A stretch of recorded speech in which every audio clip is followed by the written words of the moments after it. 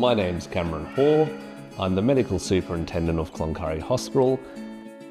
I work part-time for Queensland Health and I own the private practice in town. This is what we call a dual employer model. So it means that our registrars can be employed by Queensland Health and work at the practice so they don't lose their Queensland Health entitlements when they move into general practice. You get to tackle the best of both worlds. I was going to do emergency medicine and then I saw what awesomeness rural medicine is and the variety and things I can do out here and the changes I can make. You get to practice at the top of your scope. You know, cardiac arrest, I get to handle it. Sore toe, get to handle it. Continuity of care, you get to follow up with your patients. I do skin flaps, grafts, I do occupational medicine, I do mental health.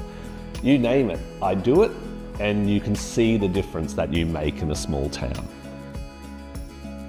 I live with my husband, I own my own home in Cloncurry and we have 2 fur babies. I'll be honest, work-life balance is challenging when you're the medical super and you own the practice. However, I do make sure I get weekends off most of the time except when I'm on call. And for fun, I either get away or my simple activity is every day if I'm not on call, I walk the dogs around the dam. There's some beautiful walks around here. I do park run on Saturdays when I'm not on call.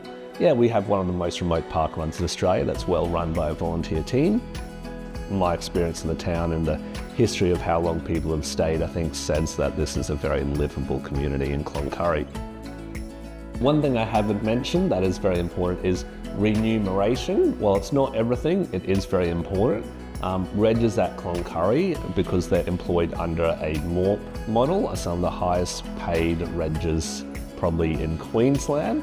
There is responsibility that comes with that and there is on call, but you are supported throughout it. I think the shared characteristics is that you're supportive and willing to give it a go. It doesn't have to be forever, but if you are happy to talk to people, make friends and look after one another, that's all you really need. It doesn't take you to be special, it just takes you to be nice.